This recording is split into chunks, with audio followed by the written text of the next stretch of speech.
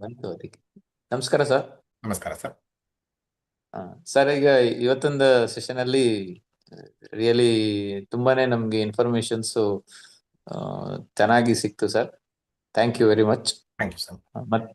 ಮತ್ತೆ ಈ ಭಗವದ್ಗೀತೆ ಮಾಲಿಕೆನೇನೆ ತಮ್ಮ ಕಡೆಯಿಂದ ಒಂದು ಶುರು ಮಾಡ್ಬಿಟ್ರೆ ನಮ್ಗೆ ಇನ್ನು ನಮ್ ಲೈಫ್ ಜೀವನ ಸಾರ್ಥಕ ಆಗುತ್ತೆ. ಯೋಚನೆ ಎರಡೂ ಇದೆ, ಯಾವಾಗ ಅನ್ನೋದನ್ನ ಹೇಳ್ತೀವಿ. ನೀವ್ ಯಾವಾಗ ಮಾಡಿದ್ರು ನಾವು ರೆಡಿ ಸರ್. ಖಂಡಿತ ಸರ್, ಖಂಡಿತ. So we are very much blessed with your preaching. ಒಂದ್ 2 ನಿಮಿಷ ತಾವು ನೆನ್ನೆ ಹೇಳ್ಕೊಟ್ರಿ ABCDE. ಇದು ಅದು ನಿನ್ ಒಂದ್ಸತಿ ತಾವು ಹೇಳ್ಕೊಟ್ರೆ ಚೆನ್ನಾಗಿತ್ತು. ನಾವು ಈ ಒಂದು ಬಹಿರ್ಮುಖವಾದಂತಹ ಜೀವನದಲ್ಲಿ ಹಲವಾರು ಈ ಡಿಸ್ಟ್ರಾಕ್ಷನ್ಗಳಿರುವಾಗ ನಮ್ಮನ್ನು ನಾವು ಯಾವ ರೀತಿ ಕೋಟೆ ಕಟ್ಕೊಂಡು ಸಾಧನೆಯ ಮಾರ್ಗದಲ್ಲಿ ನಡೆಯೋದಕ್ಕೆ, ಪ್ರಮೋದ್ ಸರ್ ಇಲ್ಲ, ಉಪನ್ಯಾಸ ಇಲ್ಲ, ಇನ್ಯಾರ್ದೋ ಇಲ್ಲ ಅಂದರೂ ಕೂಡ ನಾವು ಸಾಧನೆ ಮಾರ್ಗದಲ್ಲೇ ಇರಬೇಕು ಅಂದ್ರೆ ಏನ್ ಮಾಡಬೇಕು ಅಂತಂದಾಗ 5 ಟಿಪ್ಸ್.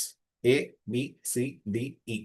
ಅಸೋಸಿಯೇಷನ್, ಸತ್ಸಂಗ, ಹತ್ತಿರದಲ್ಲಿರುವಂತಹ ಫಿಸಿಕಲ್ ಹೋಗುವಂತದ್ದು ಇರಬಹುದು ಅಥವಾ ಆನ್ಲೈನ್ ಇರಬಹುದು, ರೆಕಾರ್ಡೆಡ್ ಇರಬಹುದು. ಇಂಥ ಯಾವುದೇ ಆಗಲಿ ಇಂತಹ ಒಂದು ಸತ್ಸಂಗಗಳಿಗೆ ಹೋದಾಗ ಅಲ್ಲಿ ನಮಗೆ ಒಂದು ಡೈರೆಕ್ಷನ್ ಸಿಗತ್ತೆ. B for books.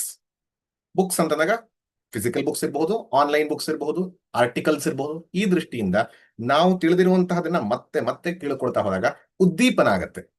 C for chanting. Chanting ಅಂದಾಗ ಇಲ್ಲಿ ಜಪ, ಧ್ಯಾನ ಎಲ್ಲವನ್ನು ಸೇರಿಸ್ಕೊಳ್ಳೋದು, ನಿತ್ಯ ಕರ್ಮ ಇದೆಲ್ಲವೂ. ಪ್ರಾಕ್ಟೀಸ್ ಎಷ್ಟಾಗತ್ತೋ ಅಷ್ಟು ಪ್ರತಿನಿತ್ಯ 5 ನಿಮಿಷ 10 ನಿಮಿಷದಿಂದ ಶುರು ಮಾಡಿ ಎಷ್ಟು ಸಂದರ್ಭ ಆಗುತ್ತೋ ಅಷ್ಟು ಮಾಡ್ತಾ ಹೋಗುವಂಥದ್ದು. D for diet. ಡಯಟ್ ಅಂದ್ರೆ ಆಹಾರದಲ್ಲಿ ಅಂತ. ಆಹಾರ ಅಂದ್ರೆ ಬರೀ ಹೊಟ್ಟೆಗೆ ಹಾಕೋ ಆಹಾರ ಅಲ್ಲ, ಕಣ್ಣಿಗೆ, ಕಿವಿಗೆ, ನಾಲಿಗೆಯ ಮೂಲಕ ಅಷ್ಟೇ ಅಲ್ಲದೆ ಮನಸ್ಸಿಗೆ ಯಾವ ಆಹಾರ ಕೊಡ್ತೀವಿ, ಈ ಆಹಾರ ಡಯಟ್. B regulated. ಇ ಅಂತಂದಾಗ ಎಂಗೇಜ್ಮೆಂಟ್ ಇನ್ ಸರ್ವಿಸ್. ಯಾವಾಗ ನಾನು ಇದೆಲ್ಲವೂ ನನಗೆ ನನಗೆ ನನಗೆ ಅಂತಿದ್ದಾಗ ಸ್ವಲ್ಪ ಮಟ್ಟಿಗೆ ನಿಸ್ವಾರ್ಥ ಆಗೋದಕ್ಕೋಸ್ಕರ, ಸೆಲ್ಫ್ಲೆಸ್ ಆಗೋದಕ್ಕೋಸ್ಕರ ನಮಗೆ ಆದಷ್ಟರ ಮಟ್ಟಿಗೆ ಫಿಸಿಕಲ್ ಆಗೇ ಆಗ್ಲಿ, ಫೈನಾನ್ಷಿಯಲ್ ಆಗೇ ಆಗ್ಲಿ, ಮಾರಲ್ ಆಗೇ ಆಗ್ಲಿ, ಏನೂ ಇಲ್ಲ ಯಾರೊಬ್ರು ಕಷ್ಟ ಹೇಳ್ಕೊತಾರೆ ಅಂತ ಕೇಳಿಸ್ಕೊಳ್ಳೋದೇ ಆಗ್ಲಿ, ಯಾವ ಮಟ್ಟದಲ್ಲಿ ಆಗ್ಲಿ ಎಂಗೇಜ್ಮೆಂಟ್ ಇನ್ ಸರ್ವಿಸ್, ಸೇವಾ, ಇದನ್ನು ಮಾಡೋದ್ರಿಂದ ಒಂದು ಮಟ್ಟಿಗೆ ನಾವು ಮಾರ್ಗದಲ್ಲಿರ್ತೀವಿ ಅಂತ ಭಾವಿಸ್ಬೋದು.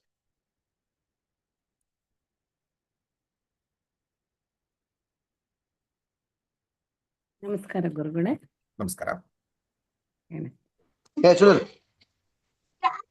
ಹೇಳ್ತಿದ್ದೀನಿ. ಏನಿದೆ ಒಂದು ಕಳಕಳಿ, ಒಂದು ನಮಸ್ಕಾರ ಗುರುಗಳೇ. ಸ್ವಲ್ಪ ಜೋರಾಗಿ ಹೇಳಿ. ಜೋರಾಗಿ ಕೇಳಿಸ್ತಿದ್ಯಾ? ಒಂದು ಕಳಕಳಿಯ ಮನವಿ ಇದು ಅಂದ್ರೆ ಎಲ್ಲರ ಪರವಾಗಿ, ಅಂದ್ರೆ ಇಂಥ ಉತ್ಕೃಷ್ಟವಾದ ನಮ್ಮ ಗ್ರಂಥ, ನಮ್ಮ ಭಾರತ ದೇಶದ ಗ್ರಂಥವನ್ನ ನಾವೇ ಒಂದು ರೀತಿಯಲ್ಲಿ ಅಷ್ಟು ಮಹತ್ವ ಕೊಟ್ಟಿಲ್ವೇನೋ, ಎಷ್ಟು ಜನಕ್ಕೆ ಸಿಕ್ತಿದ್ಯೋ ಗೊತ್ತಿಲ್ಲ. ಯಾಕೆಂದ್ರೆ ಇದು ನಾವೇ ಸಹಾಯ ಮಾಡ್ಕೊಳ್ಳೋಂಥ ಅಂತ ಪಾವನವಾಗಿದೆ ಒಳಗಿನ ತತ್ವ. ಇದನ್ನ ಪ್ರತಿಯೊಬ್ಬರು ಅದನ್ನ ಉಪಯೋಗಿಸ್ಕೊಂಡ್ಬಿಟ್ರೆ ನಮ್ಮ ಸಮಾಜದ ಪಿಡುಗಳಾಗ್ಲಿ, ನಮ್ಮ ವಾತಾವರಣ ಆಗ್ಲಿ, ವ್ಯಕ್ತಿತ್ವ ಆಗ್ಲಿ ಪರಿವರ್ತನೆ ಹೊಂದಿಬಿಡುತ್ತೆ. ಎಷ್ಟೋ ಜನಕ್ಕೆ ಸಹಾಯ ಆಗತ್ತೆ. ಸಣ್ಣ ಸಣ್ಣ ಮಕ್ಕಳಿಂದ ಹಿಡಿದು ಇದನ್ನ ತಂದ್ರೆ ಎಷ್ಟು ಅವರಿಗೆ ಅರ್ಥ ತಿಳಿಸ್ಬೇಕು. ಇವಾಗ ಏನಾಗಿದೆ, ಬರೀ ಕಾಂಪಿಟೇಷನ್ ರೀತಿಯಲ್ಲಿ ಸಾರಿ, ಅದಕ್ಕೆ ಯಾವ ಕ್ರಮವನ್ನ ನಾವು ತಗೋಬೇಕು ಅಂತ ಇಲ್ಲಿ 2 ದೃಷ್ಟಿಯಿಂದ ನೋಡೋದು. ಒಂದು ಟಾಪ್ ಡೌನ್ ಅಪ್ರೋಚ್, ಅಂದ್ರೆ ಒಂದು ಸಿಸ್ಟಮ್ ಲೆವೆಲ್ ಅಲ್ಲಿ, ಗವರ್ನೆನ್ಸ್ ಲೆವೆಲ್ ಅಲ್ಲಿ ಪ್ರಯತ್ನಗಳು ನಡೀತಾ ಇದೆ. ಈಗ ನಿನ್ನೆನೂ ಕೂಡ ನಮ್ಮ ಕರ್ನಾಟಕದಿಂದನೇ ಒಬ್ರು ಮಂತ್ರಿಗಳು ಭಗವದ್ಗೀತೆಯನ್ನ ಸ್ಕೂಲ್ಗಳಲ್ಲಿ, ಕಾಲೇಜ್ಗಳಲ್ಲೂ ಪ್ರಾರಂಭ ಮಾಡಬೇಕು ಅನ್ನುವಂಥದ್ದಿದೆ. NEP ಅಲ್ಲಿ ಬರಬೇಕು ಅನ್ನುವಂಥದ್ದು. ಈ ರೀತಿಯಲ್ಲಿ ಸಿಸ್ಟಮ್ ಲೆವೆಲ್ ಚೇಂಜಸ್ ಅಲ್ಲಿ ಅವರು ಮಾಡ್ತಾರೆ ಬಿಡ್ತಾರೆ. ಒಬ್ಬೊಬ್ರು ಬೇಡ ಅಂತ ಧಿಕ್ಕರಿಸೋರಿದ್ರೆ ಒಬ್ಬರು ಮಾಡಬೇಕು ಅನ್ನೋ ಪ್ರಯತ್ನದಲ್ಲಿದ್ದಾರೆ. ಅದು ಅವ್ರು ಮಾಡುವಂಥದ್ದು. ನಾವ್ಯಾರು ಆ ಪೊಸಿಷನ್ ಹೇಳಿದ್ರೆ ಪುಷ್ ಮಾಡುವಂಥದ್ದು ಮಾಡೋಣ. ನಾವು ಬಾಟಮ್ ಅಪ್ ಅಪ್ರೋಚ್ ಇಂದ ನಾವು ನಮ್ಮ ಕೈಲಾದಷ್ಟರ ಮಟ್ಟಿಗೆ ಈ ವಿಚಾರವನ್ನ ಯಾವ ಮಕ್ಕಳಿಗೆ ಅಥವಾ ಯಾವ ವಯಸ್ಸಿನ ಹೇಳ್ತೀವೋ ಅದಕ್ಕೆ ರೆಲೆವೆಂಟ್ ಆಗುವಂತೆ, ಅದಕ್ಕೆ ಪ್ರಸ್ತುತ ಸೂಕ್ತವಾಗುವಂತೆ ಅದನ್ನ ತಗೊಂಡು ಹೋಗುವಂಥದ್ದು. ನಾವು ಹಲವಾರು, ನೀವೀಗ ಇಂಟರ್ನೆಟ್ ಅಲ್ಲಿ ನೋಡಿದ್ರೆ ನಿಮಗೆ ಯೂತ್ ಲೀಡರ್ಶಿಪ್ ಇರ್ಬೋದು, ಪರ್ಸನಾಲಿಟಿ ಡೆವಲಪ್ಮೆಂಟ್, ಮ್ಯಾನೇಜ್ಮೆಂಟ್, ಈ ತರದ ದೃಷ್ಟಿಯಿಂದ ಹಲವಾರು ಜನರಿಗೆ ಈ ನೀವೇ ಹೇಳ್ದಂಗೆ ಸೆಲ್ಫ್ ಹೆಲ್ಪ್ ಅದನ್ನ ಮಾಡೋದಕ್ಕೆ ಭಗವದ್ಗೀತೆಗೆ ತುಂಬಾ ಜನ ಮಾತಾಡಿದ್ದಾರೆ, ತುಂಬಾ ಜನ ಪುಸ್ತಕಗಳಿದೆ. ಅಂಥದ್ದನ್ನ ಹಂಚುವಂಥದ್ದು, ಮನೆಯಲ್ಲಿ ಯಾವಾಗ್ಲಾರು ಸಂದರ್ಭ ಸಿಕ್ಕಿದಾಗ ಇದೊಂದ್ಸರಿ ಕೇಳಿಸ್ಕೊಳ್ಳೋಣ ಹೆಂಗಿದೆ, ಡಿಸ್ಕಸ್ ಮಾಡುವಂಥದ್ದು, ಈ ರೀತಿಯಲ್ಲಿ. ಹಾಗೆ ಪುಸ್ತಕಗಳನ್ನ ಕೂಡ ಯಾವಾಗ್ಲಾರು ಯಾವ್ದಾದ್ರು ಈಗ ನಿಮ್ಮ ಮನೆಗೆ ಬಂದಿರ್ತಾರೆ, ಯಾವ್ದೋ ಕಾರ್ಯಕ್ರಮಕ್ಕೆ ಏನ್ ಮಾಡ್ತಾರೆ, ಅರ್ಶನ ಕುಂಕುಮಕ್ಕೆ ಕೊಟ್ಟು ಕಳಿಸ್ಬೇಕು. ಆಗ ಪುಸ್ತಕನ ಕೂಡ ಇಂಥ ಪುಸ್ತಕವನ್ನ, ಇಂಥ ರಿಲೇಟೆಡ್ ಪುಸ್ತಕಗಳನ್ನ ಕೊಟ್ಟು ಕಳಿಸುವಂಥದ್ದು, ಇದೆಲ್ಲ ನಾವು ಮಾಡುವಂತಹ ಪ್ರಯತ್ನ. ಇನ್ನು ಒಂದು ಮಟ್ಟಿಗೆ ಸ್ವಲ್ಪ ಸಾಧನೆಯಾಗಿ ಕೂತ ಮೇಲೆ ನಾವು ಕೂಡ ಈ ವಿಚಾರಗಳನ್ನು ಹರಡುವಂತಹ ಪ್ರಯತ್ನ ಮಾಡೋದು, ಈ ರೀತಿ ಮಾಡೋದು. ನಮಸ್ಕಾರ ಪ್ರಮೋದ್ ಜಿ. ನಮಸ್ಕಾರ. ಅಚ್ಯುತ್ ಮೂರ್ತಿ ಅಂತ ದಾವಣಗೆರೆಯಿಂದ ಮಾತಾಡೋದು. ಇವತ್ತಿನ ನನ್ನ ಕ್ವಶನ್ ಏನು ಇಲ್ಲ, ಆದ್ರೂ ನಿಮ್ಮ ಜೊತೆ ಮಾತಾಡಬೇಕು ಅನ್ನೋದು ಒಂದು ಅಭಿಲಾಷೆ. ನಮ್ದು ಪ್ರವಚನಗಳು ಅನ್ನೋದಕ್ಕಿಂತ ನಮ್ಮ ಜೀವನಕ್ಕೇನೆ ಒಂದು ಮುಖ್ಯವಾದ ಉದ್ದೇಶದ ದಾರಿ ಅಂತ ಹೇಳ್ಬೋದು. ಇಂಥ ದಾರಿನ ಆದಷ್ಟು ತಾವು ಮುಚ್ಚಿದರನೆಯ ಯಾವ್ದಾದ್ರು ಒಂದು ಕಾರಣದಿಂದ ಅಟ್ಲೀಸ್ಟ್ ದಿನ ಆಗದಲ್ಲೇ ಇದ್ರೂ ವಾರಕ್ಕೆ ಒಂದು 2-3 ದಿವಸ 2 ದಿವಸನ 3 ದಿವಸ ಎಷ್ಟು ದಿವಸ ಅನುಕೂಲ ಆಗುತ್ತೆ, ವಾರನೂ ಆದ್ರೆ ಬಹಳ ಅನುಕೂಲನೇಯ. ಆದ್ರೆ ಸಾಧ್ಯವಾಗದಿದ್ರೆ ವಾರಕ್ಕೆ 2 ದಿವಸ ತಗೊಂಡು ನಮ್ಮಂತವ್ರಿಗೆ ಒಂದು ಜೀವನದ ದಾರಿನ ನಡೆಸ್ಕೊಡ್ರಿ ಅಂತ ನಾನು ನಿಮ್ಮಲ್ಲಿ ಕಳಕಳಿಯಾದ ಪ್ರಾರ್ಥನೆ. ಹಲವಾರು ಜನ ಈ ಪ್ರಾರ್ಥನೆ, ಹಲವಾರು ಜನ ಬೇರೆ ಬೇರೆ ರೀತಿಯಲ್ಲಿ ಈ ತರ ಕ್ಲಾಸ್ಗಳನ್ನ ತಗೊಳ್ತಾರೆ. ಉದಾಹರಣೆಗೆ ವಾರಕ್ಕೊಂದು ತಗೊಳ್ಳೋದು, ವಾರಕ್ಕೆ 2 ದಿನ ತಗೊಳ್ಳೋದು, ಈ ರೀತಿಯಲ್ಲಿ. ಆದ್ರೆ ನಾನ್ ಹೇಗೆ ಅಂತಂದಾಗ ಪವರ್ ಪ್ಯಾಕ್ಡ್ ಆಗಿ ಆ ಒಂದು ವಿಚಾರವನ್ನ 1 ವಾರವೋ 10 ದಿನವೋ 12 ದಿನವೋ ಕೊಟ್ಟು ಆಮೇಲೆ ಅದನ್ನ ಜೀರ್ಣಿಸ್ಕೊಳ್ಳೋದಕ್ಕೆ 1 ತಿಂಗಳು 1.5 ತಿಂಗಳು ಈ ತರ ಸಮಯ ಕೊಟ್ಟು ಆಮೇಲೆ ಮತ್ತೆ ಇನ್ನೊಂದು ಬರೋದ್ರದ್ದು. ಹಾಗೆ ಈಗಲೂ ಕೂಡ ಹೇಗೆ ಅಂದ್ರೆ ಈಗ 6 ದಿನದ್ದು ವಾರಕ್ಕೊಂದು ದಿನ ಮಾಡಿದ್ರೆ 6 ಅಂದ್ರೆ 1.5 ತಿಂಗಳಾಗತ್ತೆ, ಹಾಗೆ ಮಾಡ್ಕೊಂಡು ಹೋಗಬಹುದು.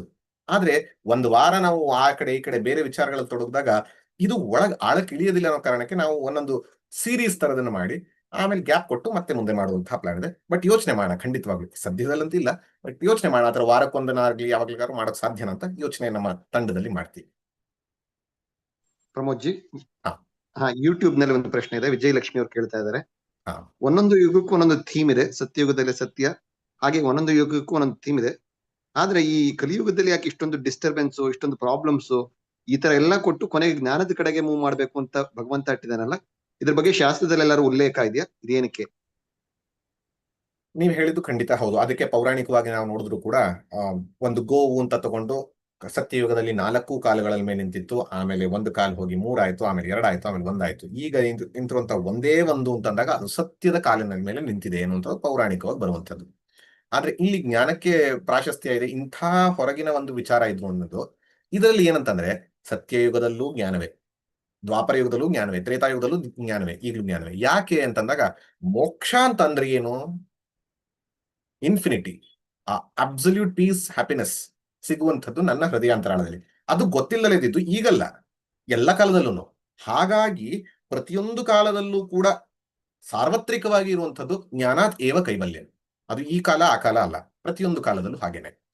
ಆದರೆ ಮಲ ಮತ್ತು ವಿಕ್ಷೇಪದ ನಿವಾರಣೆಗೆ ಬೇರೆ ಬೇರೆ ಇರ್ತಿತ್ತು. ಯಾಕಂದ್ರೆ ಅವಾಗ ಇರ್ತಾ ಇದ್ದಿದ್ದೇ ವಿಕ್ಷೇಪ ಕಡಿಮೆ, ಇಷ್ಟೆಲ್ಲ ಡಿಸ್ಟ್ರಾಕ್ಷನ್ಸ್ ಇರ್ತಿರ್ಲಿಲ್ಲ. ಅವಾಗ ಇಷ್ಟೆಲ್ಲ ಮೋಸ ವಂಚನೆ ನಡೀತಾ ಇರಲಿಲ್ಲ. ಹಾಗಾಗಿ ಇವಾಗ್ಲಿನ ರೀತಿಯಲ್ಲಿ ನಾವು ನಾಮ ಸಂಕೀರ್ತನೆ ಅನ್ನುವಂಥದ್ದು ಸಿಂಪಲ್ ಇದೆ. ಅವಾಗ ಏನು ಆರಾಮ ಮನಸ್ಸು ಕೂರ್ತಿತ್ತು, ಧ್ಯಾನ ಮಾಡ್ತಾ ಇದ್ರು, ಕೂತ್ರೆ ಧ್ಯಾನ ಆಗ್ತಿತ್ತು. ಇವಾಗ ಕೂತ್ರೆ ಮನಸ್ಸೆಲ್ಲ ಬೇರೆ ಕಡೆಗೆ ಹೋಗುತ್ತೆ. ಆ ದೃಷ್ಟಿಯಿಂದ ಇರುವಾಗ ಮನಸ್ಸು ವೀಕ್ ಆಗಿದೆ. ಆ ಮನಸ್ಸನ್ನ ಶುದ್ಧಗೊಳಿಸಕ್ಕೆ, ಮನಸ್ಸನ್ನ ಸ್ಟ್ರಾಂಗ್ ಗೊಳಿಸೋದಕ್ಕೆ ಬೇರೆ ಬೇರೆ ಯುಗದಲ್ಲಿ ಬೇರೆ ಬೇರೆ ಕರ್ಮಗಳು, ಒಂದರಲ್ಲಿ ತಪಸ್ಸು ಅಂತಿದ್ರು, ಒಂದರಲ್ಲಿ ಯಜ್ಞಾಗಾದಿಗಳು ಅಂತಿದ್ರು, ಒಂದರಲ್ಲಿ ಪೂಜೆ ಆರಾಧನೆ ಅಂತಿದ್ರು. ಈ ರೀತಿ ಒಂದೊಂದರ ತರ ಬಂದಿದೆ. ಅದು ಈಗ ಸುಲಭವಾಗಿ ನಾಮ ಸಂಕೀರ್ತನೆ ಇರಬಹುದು, ಜಪ ಇರಬಹುದು, ಭಜನೆ ಇರಬಹುದು, ಉಪಾಸನೆ ಇರಬಹುದು, ಇಂಥದ್ರ ಮೂಲಕ ಆಗತ್ತೆ ಮನಸ್ಸಿನ ಕ್ಲೀನ್. ಆದ್ರೆ ಪರಮಾತ್ಮ ಕೊಟ್ಟಿರುವಂಥದ್ದು ಬರೀ ಕಲಿಯುಗಕ್ಕಷ್ಟೇ ಅಲ್ಲ, ಪರಮಾತ್ಮ ಕೊಟ್ಟರು ಸಾರ್ವಕಾಲಿಕವಾಗಿರುವಂತಹ ಉಪನಿಷತ್ತಿನ ವಿಚಾರ ಸದಾ ಸರ್ವದಾ ಎಲ್ಲರಿಗೂ. ಅದೇನು? ಆತ್ಮಜ್ಞಾನದ ಮೂಲಕವೇ ಪರಿಪೂರ್ಣತೆ. ಆ ಆತ್ಮಜ್ಞಾನವನ್ನ ತಿಳ್ಕೊಳ್ಳುವಂಥದ್ದು ಅದು ಎಲ್ಲದಕ್ಕೂ ಸಾಮಾನ್ಯ. ಇನ್ನಾದ್ರೂ ಡಿಗ್ರೇಡೇಷನ್ ಬಿಕಾಸ್ ಆಫ್ ಮನುಷ್ಯನ ಮನಸ್ಸು ವೀಕ್ ಆಗ್ತಾ ಇದೆ. ಕೃಷ್ಣನೇ ಹೇಳ್ತಾನೆ, ಕಾಮ ಏಷ ಕ್ರೋಧ ಏಷ ರಜೋಗುಣ ಸಮುದ್ಭವ ಅಂತ. ಆದಷ್ಟು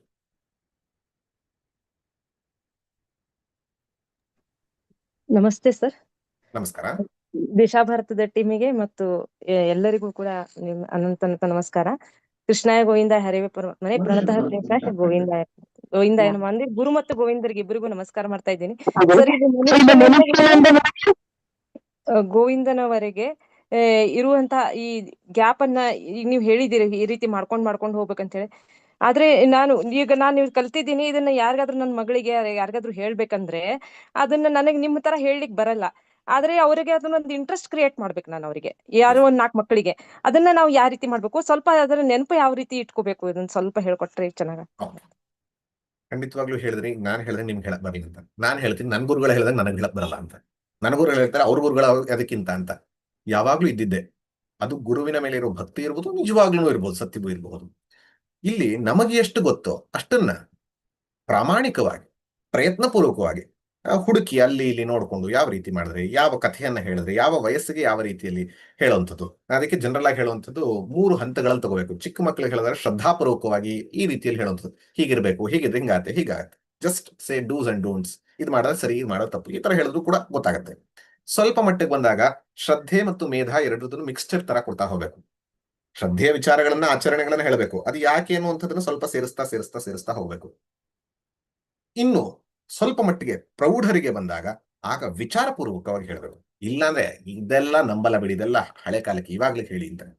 ಹಾಗಾಗಿ ನಮ್ಮ ಒಂದು ಆಡಿಯನ್ಸ್ಗೆ ತಕ್ಕಂತೆ ನಮ್ಮ ಒಂದು ವಿಚಾರ, ಸೇಮ್ ವಿಚಾರವನ್ನೇ ಬೇರೆ ಬೇರೆ ರೀತಿಯಲ್ಲಿ ಹೇಳುವಂಥದ್ದು. ನಾವೇ ಹೇಳಿದವ್ರೆ ವ್ಯಾಸರು ಹೇಳಿದ್ರು ಅಂತಂದ್ವಲ್ಲ, ಹಲಸಿನ ಹಣ್ಣು, ಬಾಳೆಹಣ್ಣು ಮತ್ತೆ ದ್ರಾಕ್ಷಿ ಹಣ್ಣು, ಆ ರೀತಿಯಲ್ಲಿ ನಾವು ಕೂಡ ಸಿದ್ಧರಾಗಬೇಕು. ಎಷ್ಟಾಗತ್ತೋ ಅಷ್ಟು. ಗೊತ್ತಾಗ್ಲಿಲ್ಲ, ಅವ್ರು ಕೇಳಿದಂತ ಪ್ರಶ್ನೆಗೆ ಉತ್ತರ ಹೇಳಕ್ ಬರಲಿಲ್ಲ, ಯಾಕೋ ಇಂಪ್ರೆಸ್ ಮಾಡಕ್ಕಾಗಿಲ್ಲ, ಫೈನ್, ಯುವರ್ ಎಫರ್ಟ್ಸ್. ಅದರಿಂದ ಅವ್ರು ಚೇಂಜ್ ಆದ್ರೂ ಇಲ್ಲೋ ಗೊತ್ತಿಲ್ಲ, ನೀವು ಚೇಂಜ್ ಆದ್ರಿ. ನೀವ್ ಇನ್ನೊಬ್ರಿಗೆ ಮಾಡೋದಕ್ಕಿಂತ ಪ್ರಯತ್ನ ಪಟ್ಟಲ್ಲ, ನಿಮ್ಮ ಮನಃಶುದ್ಧಿ ಆಯ್ತು. ನೀವ್ ಅದಕ್ಕೆ ಅಧ್ಯಯನ ಮಾಡಿದ್ರಲ್ಲ, ನಿಮ್ಮಲ್ಲಿ ಆಳ ಆಯ್ತು. ಸೊ ಹಾಗಾಗಿ ನಿಮ್ ಪ್ರಯತ್ನ ಮುಖ್ಯ, ಪ್ರಯತ್ನ ಮಾಡಿ. ನೀವು 10 ಜನಕ್ಕೆ ಹೇಳಿ ಯಾರೋ ಒಬ್ರಿಗೋ ಇಬ್ರಿಗೋ ಇನ್ಸ್ಪೈರ್ ಆದ್ರೆ ಮೋರ್ ದನ್ ಎನಫ್, ಅಷ್ಟಾಗುವಂಥದ್ದಾಗ್ಲಿ. ಸೊ ನಿಮ್ ಪ್ರಯತ್ನ ನಡೆಯುವಂಥದ್ದು ಮುಖ್ಯ. ಅದನ್ನ ಬೇರೆ ಬೇರೆ ಹಂತದಲ್ಲಿ ನೋಡ್ತಾ ಹೋಗಿ.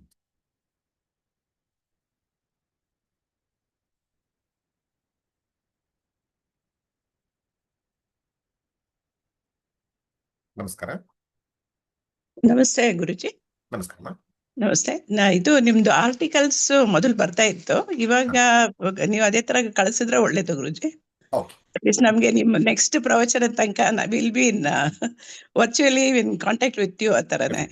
ಇವನ್ ಅದರಲ್ಲೂ ಕೂಡ ಖಂಡಿತ ಛಾಯಮ್ಮ ಹೇಳಿದ ಹಾಗೆ ಈಗ ಆಗಿರುವಂತಹ ಅದರದನ್ನ ನಮ್ಮ ಬ್ಲಾಗ್ ಸ್ಪಾಟ್ ಲಿಂಕ್ ಕಳಿಸಿ, ಪ್ರತಿ ವಾರ ಯಾವ್ದು ಬರುತ್ತೋ ಅದನ್ನ ಒಂದು ಮೆಸೇಜ್ ಕಳಿಸುವಂತಹ ಪ್ರಯತ್ನ ಮಾಡುತ್ತೆ. ಅದರ ಮೂಲಕ ಕನೆಕ್ಟ್ ವರ್ಚುವಲಿ ಇರ್ಬೋದು. ಹಾಗೆ ವರ್ಚುವಲಿ ಅಷ್ಟೇ ಅಲ್ಲದೆ ಅದರಲ್ಲಿ ಕಮೆಂಟ್ ಮಾಡೋದಕ್ಕೆ ಆ ಬ್ಲಾಗ್ ಅಲ್ಲೇ ನಿಮ್ಗೆ ಇರುತ್ತೆ, ಪ್ರಶ್ನೆಯನ್ನ ಕೇಳಬಹುದು. ಅದಕ್ಕೆ ಸಂಬಂಧಪಟ್ಟದ್ದು ಅಥವಾ ಸಾಧಾರಣವಾಗಿ ಯಾವ್ದು ಸಾಮಾನ್ಯವಾಗಿ ಕೂಡ ಕೇಳಬಹುದು. ಅದನ್ನ ಮಾಡುವಂತ ಪ್ರಯತ್ನ ಮಾಡ್ತೀವಿ. ಧನ್ಯವಾದ.